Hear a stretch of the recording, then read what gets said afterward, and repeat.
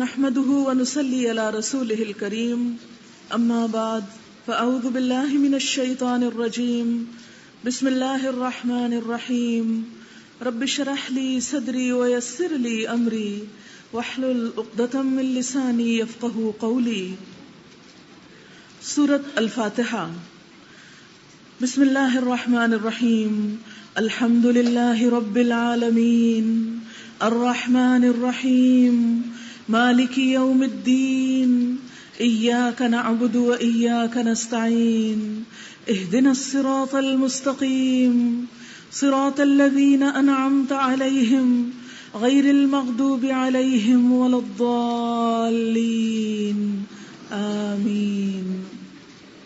شروع کرتی ہوں اللہ کے نام سے جو بے انتہا مہربان نہایت رحم فرمانے والا ہے. تعریف اللہ ہی کے لیے ہے جو تمام کائنات کا رب ہے، رحمان اور رحیم ہے، روز جزا کا مالک ہے. ہم تیری ہی عبادت کرتے ہیں اور تجھی سے مدد مانگتے ہیں. ہمیں سیدھا راستہ دکھا، ان لوگوں کا راستہ جن پر تو نے انعام فرمایا، جو معتوب نہیں ہوئے اور جو بھٹکے ہوئے نہیں ہیں. سورت الفاتحہ قرآن پاک کی سب سے پہلی سورت. قرآن پاک کی ابتدا اسی سے ہو رہی ہے. الفاتحہ کھولنے والی. اللہ کی کتاب آپ کے سامنے کھل رہی ہے اور یہ سورت قرآن پاک کی تمام سورتوں سے زیادہ افضل سورت ہے. اس کی فضیلت کا اندازہ اس سے بھی لگایا جا سکتا ہے کہ ہر نماز کی ہر رکعت میں اس سورت کو پڑھنا لازم قرار دیا گیا. زندگی میں ہم سب سے زیادہ قرآن پاک کے اسی حصے کا مطالعہ کرتے ہیں. ہر روز کم از کم 17 بار، 17 فرائض ہیں دن کے، کم از کم 17 بار اس سورت کو اپنے زبان سے ادا کرتے ہیں. اور یہ وہ سورت ہے کہ جس جیسی کوئی سورت پچھلی کسی کتاب میں نازل نہیں ہوئی. یہ ایک خاص عنایت ہے اور رحمت ہے اللہ کی طرف سے. نبی اکرم صلی اللہ علیہ وسلم کو فرمایا گیا وَلَقَدْ آتَيْنَاكَ سَبْعًا مِّنَ الْمَثَانِي وَالْقُرْآنِ الْعَظِيمِ کہ یقیناً ہم نے آپ کو 7 بار بار دہرائی جانے والی آیات عطا کی ہیں، اور وہ آیات یہی قرآن حکیم کی سورت الفاتحہ ہے.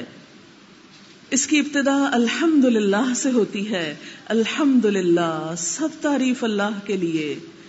اگر تعریف اللہ کے لیے تو گویا دل کے سارے جذبات اور احساسات اور شکر سب اسی ذات کے لیے. کیوں آخر؟ اس لیے کہ رب العالمین وہ تمام کائنات کا رب ہے، سب کو پالنے والا ہے. رب وہ جو ذرے سے کمال تک پہنچائے. انسان اپنی تخلیق کو دیکھے کہ انسان کیا چیز تھی، ابتدا کتنے حقیر کیڑے سے ہوئی اور کتنا زبردست انسان اللہ نے اس چھوٹی سی چیز سے بنا کر پیدا کیا. بڑے سے بڑے پہاڑ کو بھی دیکھیں تو اس کی سب سے چھوٹی اکائی ایک ذرہ یا ایٹم ہے. کتنی چھوٹی سی چیزوں کو ملا کر کتنی بڑی بڑی چیزیں تخلیق کر ڈالی. سمندر کو دیکھیں تو اس کی اکائی ایک قطرہ بنتی ہے، تو قطرہ قطرہ ملا کر سمندر بنا دیا. تو رب وہ جو ذرے سے کمال تک پہنچائے. اور نہ صرف یہ کہ ہماری نظر آنے والی چیزیں اس دنیا میں بلکہ تمام کائنات کے اندر رب العالمین. اس لیے تعریف اسی کی جب ہر چیز کو وجود اس نے بخشا، جب ہر چیز کو مینٹین وہ کر رہا ہے، ہر ایک کو رزق وہ دے رہا ہے، پھر آخر تعریف اس کی کیوں نہ کی جائے. خوش قسمت ہے وہ انسان جس کے دل میں اللہ کی تعریف اور اللہ کی حمد و ثنا اور اللہ کے شکر کے جذبات جاگ اٹھیں. الرحمن الرحیم اتنا بڑا ہونے کے باوجود حد درجہ مہربان ہے کہ ہم اس کا شکر ادا نہیں بھی کرتے، اس کی طرف رجوع نہیں بھی کرتے، پھر بھی وہ ہم پر نہایت رحمت فرماتا ہے. فرمایا کہ اللہ تعالیٰ 70 ماؤں سے بڑھ کر پیار کرنے والا ہے، رحیم اور شفیق ہے. لہذا تعریف پھر اسی کی ہونی چاہیے. مالک یوم الدین، نہ صرف یہ کہ ہمیں اس نے پیدا کر کے چھوڑ دیا، بلکہ ایک ایسا دن بھی پیدا کیا کہ جس میں ہم سب دوبارہ جی اٹھیں گے، اور اس دن ہر انسان کو اس کے کیے کا بدلہ ملے گا. کیونکہ دنیا میں تو یہ ممکن ہی نہیں کہ ہر انسان جو کچھ کرے اس کیے کا پھل پا سکے. لہٰذا یہ اس کی رحمت ہے کہ اس نے وہ دن بنایا جب سب کو انصاف دیا جا سکے. اس لیے بھی ہم شکر اسی کا ادا کرتے ہیں. جو رب اتنا عظیم ہے، پھر عبادت بھی اسی کی ہونی چاہیے. ایاک نعبد، صرف تیری ہم عبادت کرتے ہیں. و ایاک نستعین، صرف تجھ سے ہم مدد چاہتے ہیں. اس لیے کہ عبادت ایک مشکل دعویٰ ہے، ایک مشکل کام ہے، اور اس کے لیے اس کی مدد کا ہونا نہایت ضروری ہے. اور نہ صرف یہ کہ عبادت میں بلکہ زندگی کے ہر کام میں یہی وجہ ہے کہ ہم دیکھتے ہیں کہ بڑے بڑے انبیاء علیہم السلام، بڑے بڑے اولیاء اور بڑے بڑے اللہ کے نیک بندوں نے ہر مشکل میں اسی کو پکارا. ایاک نستعین، صرف تجھ سے ہم مدد چاہتے ہیں، کسی اور سے نہیں. اس لیے کہ جب انسان یہ سمجھتا ہے کہ کوئی اور اس کی مدد کر سکتا ہے تو پھر وہ اللہ کی عبادت میں خالص نہیں رہ سکتا. تو صرف اللہ کی عبادت اسی صورت ہو سکتی ہے جب مدد بھی صرف اسی سے مانگی جائے. اہدنا الصراط المستقیم، مانگنے والی تو بہت سی چیزیں ہیں، لیکن سب سے زیادہ جو چیز مانگی جانی چاہیے وہ ہدایت ہے. باقی چیزیں تو اللہ نے ہمارے مانگے بغیر ہم کو دے دی. ہمارے یہ ہاتھ پاؤں، ہماری آنکھیں، ہمارے کان، ہماری زبان، یہ سب کچھ ہم نے کب مانگا تھا اللہ سے؟ یہ جتنی بھی نعمتیں ہم کو ملی، والدین کی شکل میں، اولاد کی شکل میں، انسانوں کی شکل میں، دیگر کھانے پینے کی نعمتوں کی شکل میں، یہ سب کچھ اللہ نے ہمارے طلب کرنے سے پہلے ہی، ہمارے دنیا میں لانے سے پہلے ہی ہمارے لیے سب کچھ فراہم کر دیا. لیکن اس کے بعد سیدھے رستے کی تلاش اس نے انسان پر چھوڑی کہ جس کے اندر طلب ہوگی، تڑپ ہوگی، جو تلاش کرے گا، جو مانگے گا، جو مجھ سے رجوع کرے گا، میں اسی کو دوں گا. اسی لیے اس نے ہمیں بہت ساری مانگنے والی چیزوں میں سے جو مانگی جا سکتی ہیں ہدایت مانگنے کا سلیقہ سکھایا. اہدنا الصراط المستقیم، کہ ہمیں سیدھے رستے کی رہنمائی عطا کیجیے. پھر ہر انسان چونکہ یہ سمجھتا ہے کہ وہ سیدھے رستے پر ہے، اس لیے اللہ تعالیٰ نے اس کی پہچان بھی کرا دی کہ نہیں، راستہ صرف وہ سیدھا نہیں جسے تم سیدھا سمجھتے ہو، راستہ وہ سیدھا ہے جو مجھ سے تمہیں ملائے، راستہ وہ سیدھا ہے جس پر میرے انعام یافتہ بندے چلے. اس لیے ہم کہتے ہیں صراط الذین انعمت علیہم، ان لوگوں کا راستہ جن پر تو راضی ہو گیا، جن سے تو خوش ہو گیا، جو تیرے مقرب بندے ہیں، جو تیرے قریب آ گئے، ہمیں بھی تو انہی میں شامل کر لے.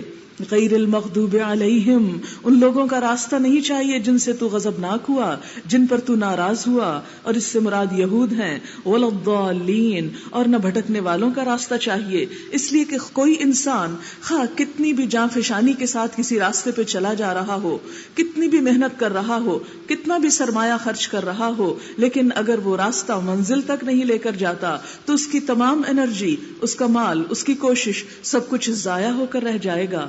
اس لیے یہ دعا مانگنا صرف اتنا مانگنا کافی نہیں کہ اہدنا الصراط المستقیم، بلکہ اس کے ساتھ ساتھ یہ بھی ضروری ہے کہ اس راستے کے نشان بھی ہم پر واضح ہوں.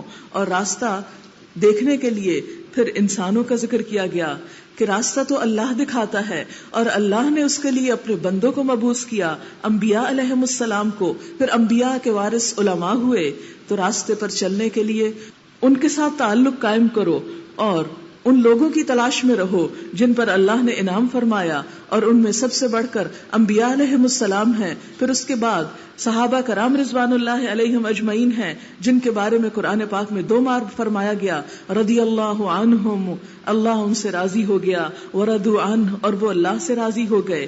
لہٰذا ہمیں بھی وہ کام کرنے ہیں جو نبی اکرم صلی اللہ علیہ وسلم نے کیے، اور پھر ہمیں اپنے راستے کی پہچان صحابہ کرام کے طریقے زندگی سے بھی کرنی ہے. لہٰذا اگر ہم چاہتے ہیں کہ ہم سیدھے راستے پر ہوں تو اس کے لیے نمبر 1 اس کتاب کو پڑھنا ہوگا، نمبر 2 نبی اکرم صلی اللہ علیہ وسلم کی سیرت اور سنت کو دیکھنا ہوگا، اور نمبر 3 ان کے بعد ان لوگوں کی سیرت کو کہ جو نبی صلی اللہ علیہ وسلم کی سیرت کو دیکھتے رہے، ان کے نقش قدم پر چلے، ان کے ساتھ رہے، ان پر اپنا جان اور مال قربان کیا. اسی صورت میں انسان سیدھے رستے پر قائم رہ سکتا ہے. اللہ تعالیٰ نے سیدھے رستے کی پہچان نہ عقل قرار دی، اور نہ ہی ذہانت، اور نہ ہی انسان کی اپنی سمجھ بوجھ، اور نہ دنیا کے کسی فلسفی اور شاعر اور کسی اور ماہر کو ہدایت کا معیار قرار دیا. فرمایا نہیں، صراط الذین انعمت علیہم غیر المغضوب علیہم ولا الضالین. آمین. جب انسان ولا الضالین تک پہنچتا ہے تو آسمان پر فرشتے آمین کہتے ہیں.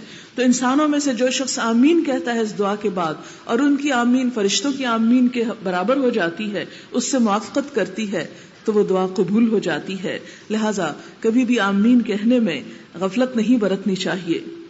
سورۃ البقرہ. سورۃ البقرہ مدنی سورت ہے اور قرآن پاک کی طویل ترین سورتوں میں سے ایک سورت ہے. سورۃ البقرہ کی فضیلت کے بارے میں صحیح حدیث میں آتا ہے کہ جس گھر میں یہ سورت پڑھی جائے اس گھر سے شیطان بھاگ جاتا ہے. بسم اللہ الرحمن الرحیم.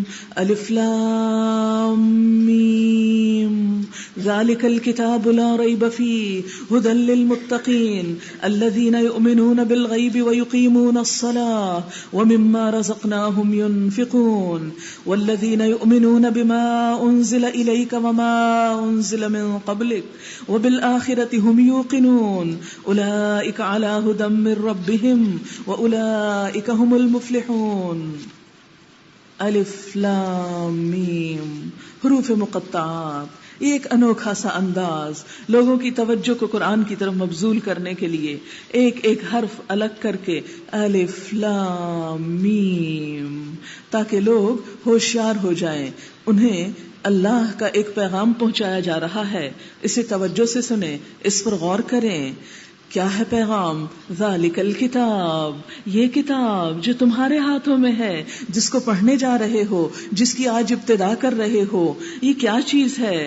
لا ریب فیہ, اس میں کوئی شک نہیں. یہ بالکل سچی کتاب ہے, ایک یقینی بات ہے, کوئی مذاق کی بات نہیں, کسی شاعر کا کلام نہیں, کسی جادوگر کی بات نہیں, کسی کاہن کی بات نہیں, کسی نجومی کی پیشن گوئی نہیں, کسی انسان کی بات نہیں, کسی جن اور فرشتے کی بات نہیں. یہ اللہ کا کلام ہے جس میں کوئی شک نہیں. اس کتاب کو پڑھو تو پورے یقین کے ساتھ پڑھو, اس کی ایک ایک بات کو سچ سمجھو, اسے سچ سمجھ کر دل میں اتارو اور دل میں لا کر عمل میں اتارو, اس لیے کہ جو چیز دل میں سما جاتی ہے پھر لازمی طور پر وہ عمل کا حصہ بن جاتی ہے. ذالک الکتاب, یہ اللہ کی کتاب, لا ریب فیہ, جس طرح اللہ کی ذات میں اس کے وجود میں کوئی شک نہیں کیونکہ دنیا کی ایک ایک چیز اس کے وجود پر گواہ ہے, اسی طرح اس کلام میں بھی کوئی شک نہیں.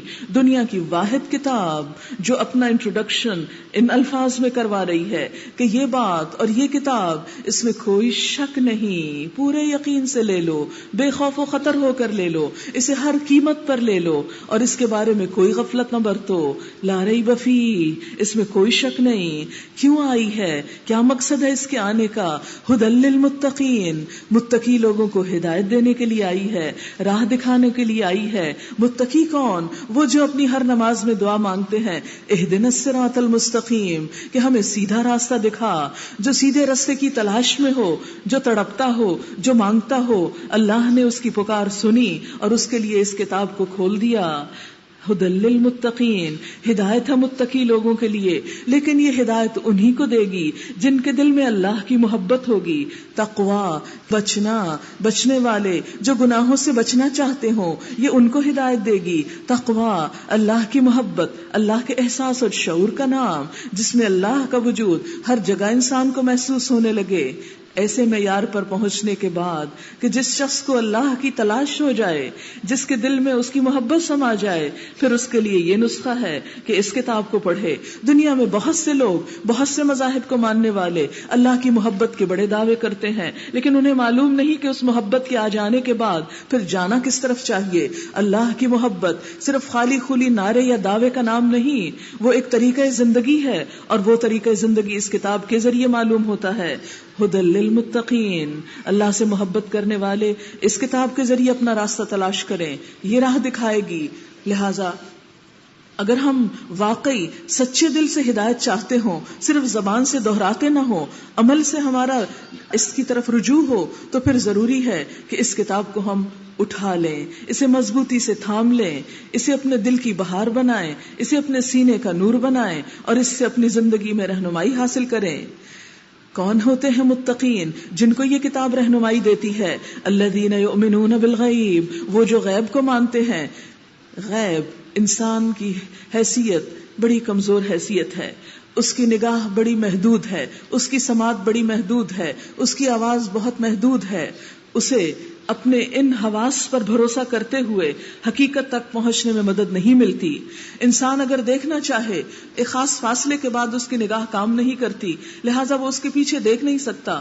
اس وقت ہم سب اس چیز کا تجربہ کر رہے ہیں کہ اس کمرے سے باہر جو کچھ ہے وہ ہمیں نظر نہیں آتا، اسی طرح اس دنیا سے باہر جو کچھ ہے وہ ہمیں نظر نہیں آتا.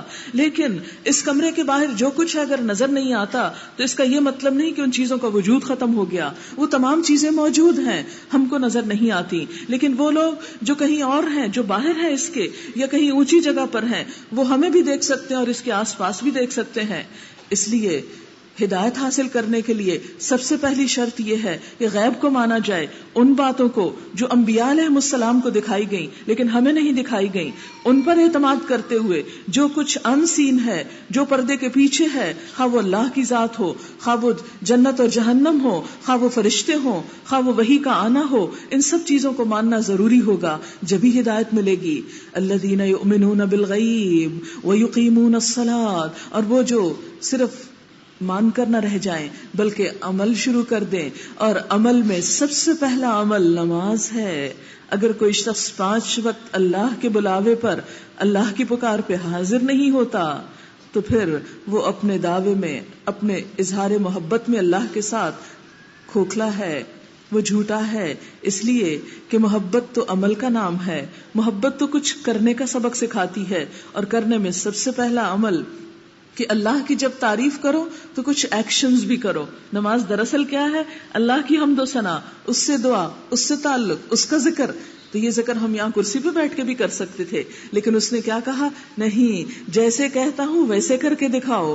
کھڑے ہو کر کچھ کرو، کچھ جھک کے کرو، کچھ سجدے میں پڑھ کے کرو، کچھ بیٹھ کے کرو، کچھ گردن کو ادھر اور ادھر موڑ کر کرو، ہاتھ باندھ کر کرو، ہاتھ اٹھا کر کرو. یہ سب ایکشنز ہیں جو اس بات کا سمبل ہے کہ اے اللہ، تیرا یہ بندہ جہاں تو بلائے گا حاضر ہے، اپنے جسم اور جان کے ساتھ، اپنے بدن کے ساتھ. تو ہاتھ اٹھانے کو کہے گا تو ہاتھ اٹھا لے گا، تو جھکنے کو کہے گا تو جھک جائے گا، تو سجدے میں جانے کو کہے گا تو چلا جائے گا. وہ اپنے آپ کو بچا بچا کے نہیں رکھے گا. یقیمون الصلاۃ ومما رزقناہم ينفقون، اور اس میں سے جو رزق ہم نے ان کو دیا ہے وہ خرچ کرتے ہیں. یعنی جو کچھ اللہ کی نعمتیں ہیں، رزق سے مراد اللہ کی تمام نعمتیں ہیں، اس میں مال بھی ہے، علم بھی ہے، ذہانت بھی ہے، اچھی سوچ بھی ہے. جو کچھ اللہ نے دیا اسے صرف اپنے تک نہیں رکھتے، اسے شیئر کرتے ہیں، دوسروں تک بھی پہنچاتے ہیں، اس لیے کہ وہ اپنے پاس اللہ کی امانت سمجھتے ہیں. ان تمام چیزوں کا مالک وہ اپنے آپ کو نہیں سمجھتے، مالک اللہ کو سمجھتے ہیں. اپنے آپ کو صرف ان کا امانت ہی سمجھ کر ان چیزوں کو صرف اپنے تک نہیں رکھتے، آگے بھی پہنچاتے ہیں. ایسے ہی لوگ ہدایت پاتے ہیں. اقامت صلاۃ عمل سے تعلق رکھتی ہے. مما رزقناہم ينفقون انسانی معاملات اور حقوق العباد کی ادائیگی کا نام ہے. جو لوگ یہ کام کریں ہدایت انہی کو ملتی ہے. اندر کا تزکیہ، جسمانی عمل اور لوگوں کے ساتھ اچھے تعلقات، پورے دین کا خلاصہ ہے یہ 3 چیزیں. اور وہ لوگ جو کھلے دل و دماغ کے ہوتے ہیں، اسی لیے جو کتاب تم پہ نازل کی گئی یعنی قرآن، اور جو کتابیں تم سے پہلے نازل کی گئیں ان سب پر ایمان لاتے ہیں اور آخرت پر یقین رکھتے ہیں. یقین کا لفظ عربی زبان میں اس احساس کے لیے استعمال ہوتا ہے جو انسان کی عقل، ارادے، سوچ کو اس طرح مسخر کر لے کہ اس کے بعد وہ اس پر حاوی اور غالب ہو جائے. اور آخرت پر یقین رکھتے ہیں کہ ان کی عقل بھی، ان کا دل بھی، ان کا ارادہ بھی آخرت کے تابع ہے. ہر کام جب کرنے لگتے ہیں تو صرف دنیا کا فائدہ نہیں دیکھتے، آخرت کے فائدے کے لیے کرتے ہیں. ایسے ہی لوگ اس کتاب سے ہدایت پاتے ہیں. اولئک علی ھدی من ربہم، جو یہ کام کریں یہی لوگ اپنے رب کی طرف سے آئی ہوئی ہدایت پر ہیں. جو شخص یہ دیکھنا چاہتا ہو کہ وہ ہدایت پر ہے یا نہیں، اسے چاہیے کہ یہاں سے دیکھے کہ یہ صفات اس کے اندر ہے یا نہیں. وَأُولَئِكَ هُمُ الْمُفْلِحُونَ، اور ایسے ہی لوگ کامیاب ہونے والے ہیں، فلاح پانے والے ہیں. فلاح کا لفظ عربی زبان میں جزوی کامیابی کے لیے استعمال نہیں ہوتا، کلی مکمل کامیابی کے لیے، یعنی دنیا کی کامیابی بھی اور آخرت کی کامیابی بھی. اس کے برعکس جو لوگ یہ راستہ اختیار نہ کریں، ان الذین کفروا سواء علیہم اانذرتہم ام لم تنذرہم لا یؤمنون، جن لوگوں نے ان باتوں کو تسلیم کرنے سے انکار کر دیا ان کے لیے برابر ہے، خواہ تم انہیں خبردار کرو یا نہ کرو وہ ماننے والے نہیں ہیں. اللہ نے ان کے دلوں اور ان کے کانوں پر مہر لگا دی ہے اور ان کی آنکھوں پر پردہ پڑ گیا ہے اور وہ سخت سزا کے مستحق ہیں. اس سے کیا پتہ چلتا ہے کہ اللہ کی بات جب آ جائے اور پھر لوگ اس کو ماننے سے انکار کر دیں تو اللہ تعالیٰ دلوں کو سخت کر دیتے ہیں. جب دل سخت ہو جائیں تو پھر ہدایت کی بات سامنے نظر بھی آ رہی ہو تو ماننے کو دل نہیں چاہتا. جب انسان مانتا نہیں تو عمل نہیں بدلتا, اور جب عمل نہیں بدلتا تو منزل صحیح نہیں ملتی. اسی لیے اللہ تعالیٰ فرماتے ہیں وَلَهُمْ عَذَابٌ عَظِيمٌ, ان کا انجام بھی بڑا عبرتناک ہوگا. ایک تیسرا گروہ جو دونوں طرف اپنے آپ کو رکھتا ہے, بظاہر اسلام کا اظہار کرتا ہے اور دل میں کفر رکھتا ہے, دل میں کچھ اور ہے سامنے کچھ اور ہے. منافقین, یہ مدنی صورت ہے. نبی صلی اللہ علیہ وسلم کو مدینہ آ کر منافقین سے واسطہ پڑا تھا.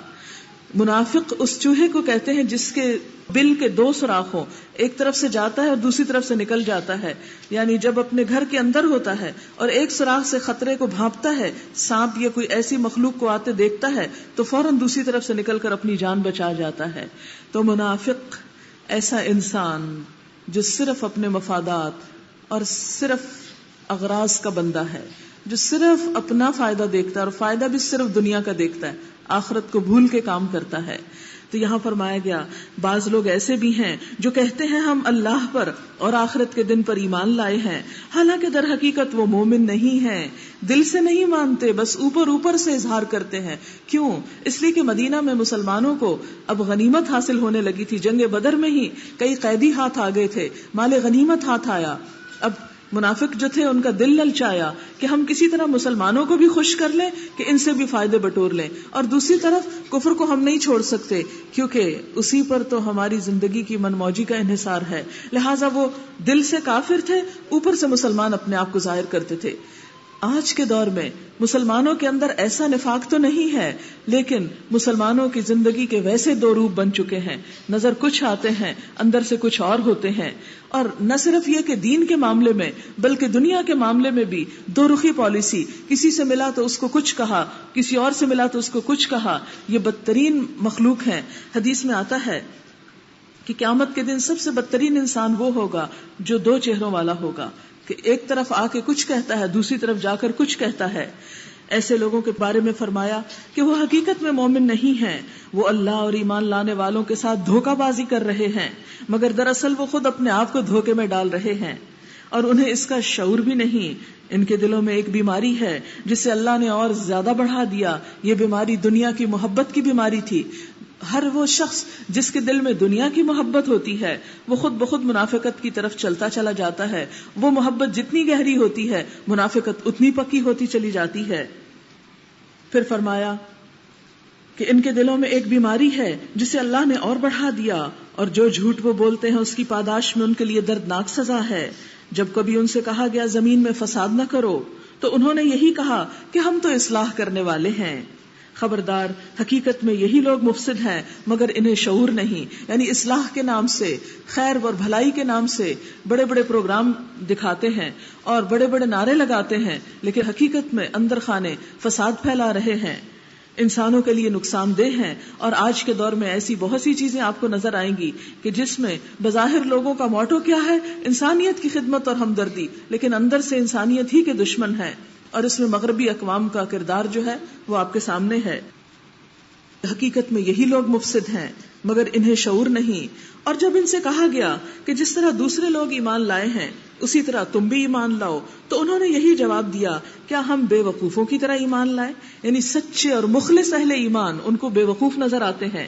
آج کے دور میں آپ بھی دیکھ لیجئے اپنے معاشرے کے اندر کہ اگر آپ حقیقی معنوں میں اللہ کی راہ پہ چلنا چاہتے ہیں تو لوگ آپ کو بے وقوفی کہیں گے کہ آج کوئی سچ کا زمانہ ہے, آج امانت کا دور ہے.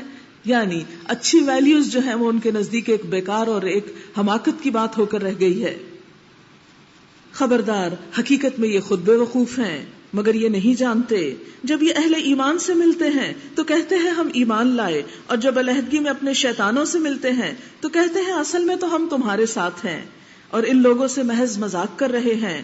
اللہ ان سے مذاق کر رہا ہے اور ان کی رسی دراز کیے جاتا ہے, اور یہ اپنی سرکشی میں اندھوں کی طرح بھٹکتے چلے جا رہے ہیں. یہ وہ لوگ ہیں جنہوں نے ہدایت کے بدلے گمراہی خرید لی. خریدنے کا لفظ کیوں آیا؟ اس لیے کہ خریدتا انسان وہ چیز ہے جس سے اس کو فائدہ ہوتا ہے، ضرورت کی چیز خریدتا ہے نا.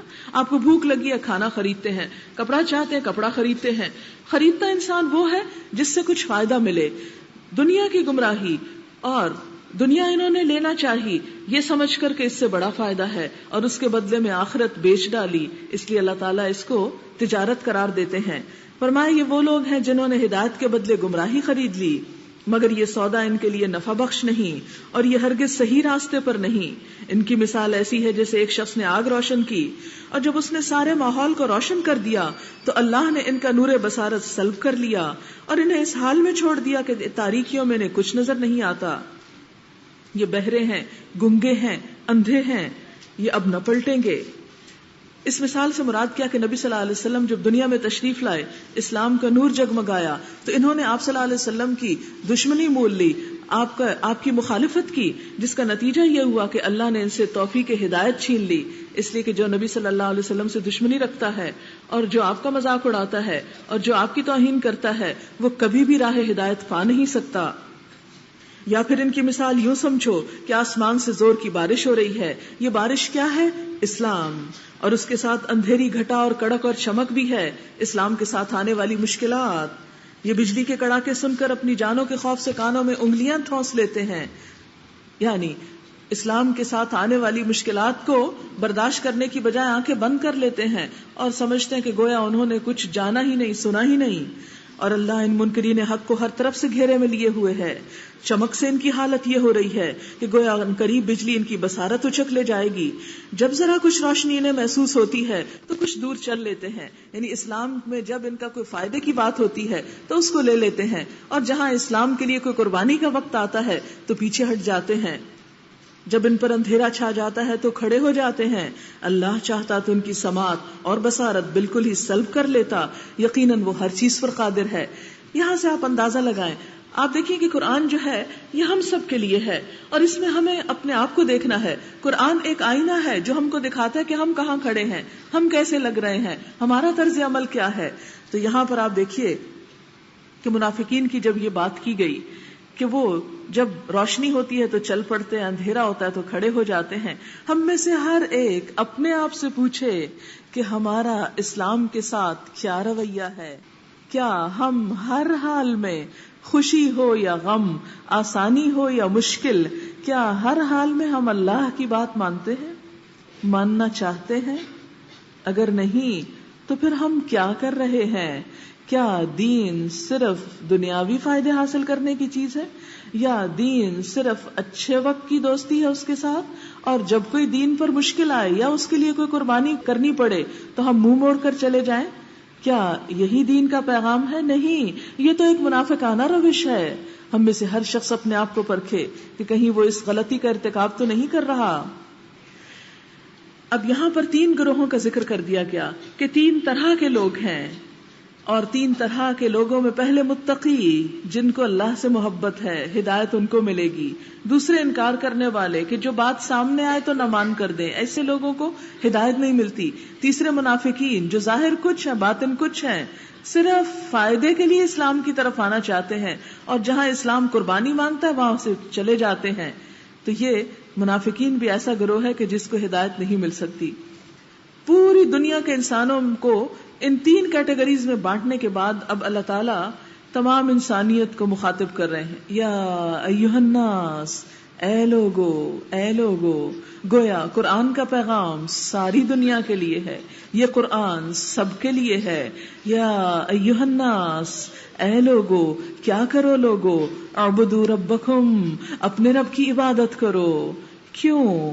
الذی خلقکم، اس لیے کہ اس نے تم کو پیدا کیا ہے. اور کس کو؟ والذین من قبلکم، ان کو جو تم سے پہلے گزرے.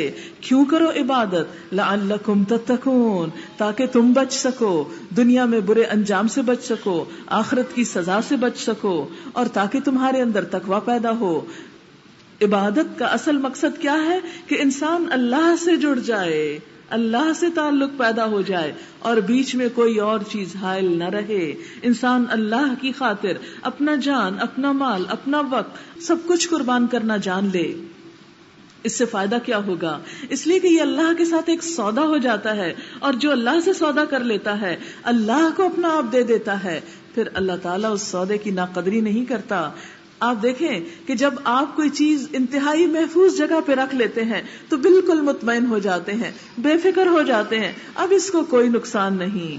تو کیا اپنا آپ، اپنا مال، اپنا وقت اللہ کو دے کر اطمینان نہیں ہو سکتا کہ یہ اب ضائع نہیں ہوگا، اس کو اب کوئی نقصان نہیں ہوگا؟ جب ہم اپنا آپ اللہ کے حوالے کر دیتے ہیں، اپنا مال اس کے پاس رکھوا دیتے ہیں، اپنا وقت اس کے راستے میں خرچ کرتے ہیں، پھر کیا اللہ سے بڑھ کر کوئی حفاظت کرنے والا ہے؟ اللہ سے بڑھ کر کوئی بہترین جزا دینے والا ہے؟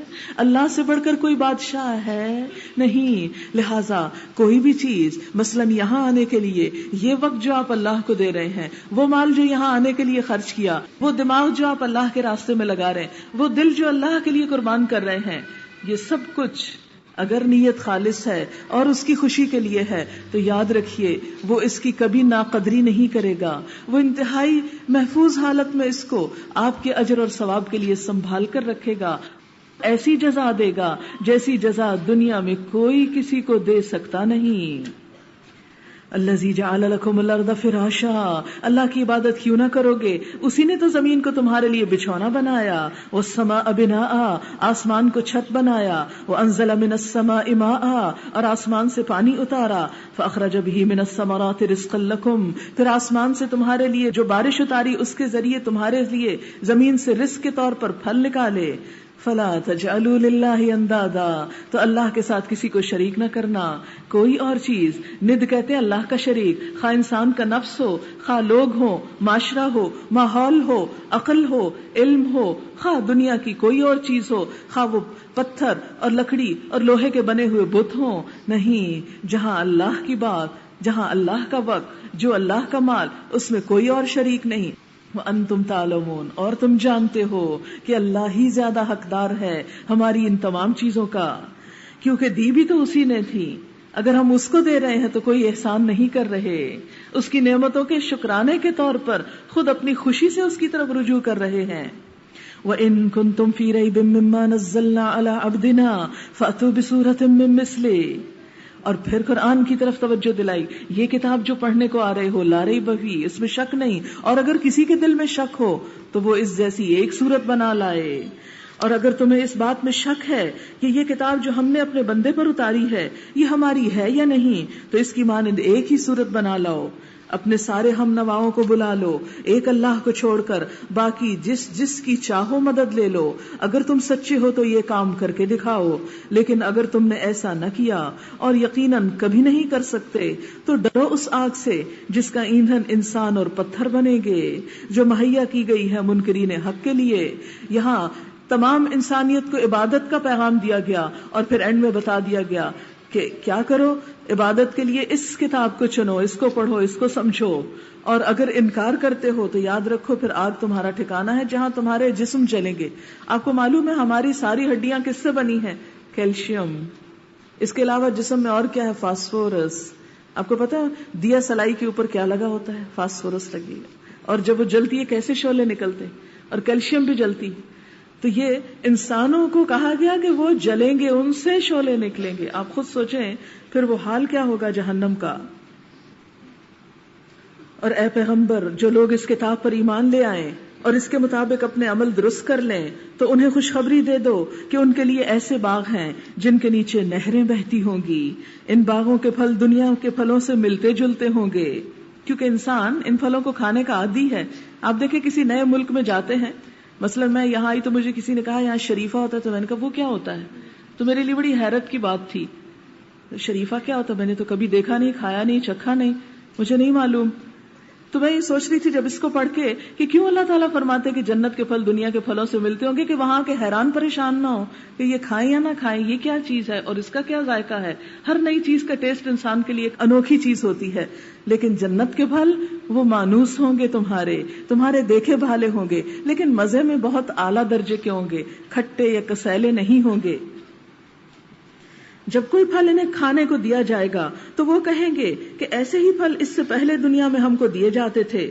ان کے لیے وہاں پاکیزہ بیویاں ہوں گی اور وہ وہاں ہمیشہ رہیں گے. ہاں اللہ اس سے ہرگز نہیں شرماتا کہ مچھر یا اس سے بھی حقیر تر کسی چیز کی مثال دے، کیونکہ قرآن سے اور تو کوئی بات ان کو نہ ملی، اس کو جھٹلا نہ سکے، اس جیسی کوئی صورت نہ بنا کے لا سکے، تو اس میں نقص نکالنے شروع کر دی. اس میں ایسی مکھی کی بات کی ہو، اس میں فلاں چیز کی، اتنے بڑے رب کی کتاب ہے، اتنی عظیم کتاب ہے، یہ چھوٹی چھوٹی باتیں اس میں کیوں کی گئی؟ تو بات یہ ہے کہ یہ کتاب تو اس میں ہمارا ذکر ہے نا، انسانوں کا ذکر ہے، اور انسانوں کی چھوٹی چھوٹی خامیوں اور خرابیوں کو بتانے کے لیے چھوٹی سی مثال انسانی لیول پر دی جائے گی، لیکن ان مثالوں سے انہوں نے الٹا مطلب لیا اور قرآن کے خلاف اس کا استعمال کرنا شروع کیا. تو اس پر اللہ تعالیٰ فرماتے ہیں کہ نہیں، جو لوگ حق بات قبول کرنے والے ہیں وہ انہی مثالوں کو دیکھ کر جان لیتے ہیں کہ یہ حق ہے. یعنی حق کی تلاش میں جو لوگ نکلتے ہیں وہ پھر قرآن کی مثالوں کے اوپر اس لحاظ سے غور نہیں کرتے کہ مثال ہے کس چیز کی، وہ دیکھتے ہیں کہ مثال دی کس چیز کے لیے گئی. اور جو ماننے والے نہیں وہ انہیں سن کر کہنے لگتے ہیں ایسی مثالوں سے اللہ کو کیا سروکار. اس طرح اللہ ایک ہی بات سے بہتوں کو گمراہی میں مبتلا کر دیتا ہے اور بہتوں کو راہ راست دکھا دیتا ہے، اور گمراہی میں وہ انہی کو مبتلا کرتا ہے جو فاسق ہیں. فاسق جو اللہ کی حدود کو توڑ نکلیں، سرکش لوگ اللہ کے عہد کو مضبوط باندھ لینے کے بعد توڑ دیتے ہیں. اللہ نے جسے جوڑنے کا حکم دیا اسے کاٹتے ہیں، رشتوں کو، خون کے رشتوں کو، اور زمین میں فساد برپا کرتے ہیں. حقیقت میں یہی لوگ نقصان اٹھانے والے ہیں. کبھی سوچا ہم نے کہ یہ کام کر کے کامیابی نہیں ہو سکتی؟ دنیا بھی جہنم بن جاتی ہے اور آخرت تو ہے ہی پھر بڑی سخت. کیف تکفرون باللہ، تم اللہ کے ساتھ کفر کا رویہ کیسے اختیار کرتے ہو حالانکہ تم کچھ نہ تھے، بے جان تھے. اس نے تمہیں زندگی دی، پھر تمہاری جان لے لے گا، پھر وہی تمہیں دوبارہ زندگی دے گا، پھر اسی کی طرف تمہیں پلٹ کر جانا ہے. جب جانا اس کی طرف ہے تو اس سے بھاگ کیسے سکتے ہو؟ ذرا ہم تھوڑی دیر کے لیے سوچیں، بڑی مشکل ہے اللہ کی باتیں، ہم سے نہیں عمل ہوتی. ٹھیک ہے، نہ کریں عمل، بھاگ جائیں اللہ تعالیٰ سے، بھاگیں بھاگیں بھاگیں. دنیا میں تو جہاں بھاگیں گے اللہ نے زمین ایسی گول بنائی کہ کسی کنارے سے اچھل کے باہر بھی نہیں نکل سکتے. ہر ایج جو ہے وہ آگے ہی آگے چلتا چلا جا رہا ہے. بھاگ سکتے کہاں؟ کوئی دوڑ لگا کے دیکھیں کہ اللہ ہمیں کہیں پکڑ نہ سکے، لیکن کوئی جگہ نہیں. جب ہم سب نے واپس اس کی طرف پلٹنا ہے تو پھر کیا ضروری ہے کہ اسے راضی کر لیا جائے، اسے خوش کر لیا جائے، تاکہ جب ہم اس سے جا ملیں تو وہ ہم سے راضی ہو جائے. وہی تو ہے جس نے تمہارے لیے زمین کی ساری چیزیں پیدا کی، پھر اوپر کی طرف توجہ فرمائی اور 7 آسمان استوار کیے، اور وہ ہر چیز کا علم رکھنے والا ہے.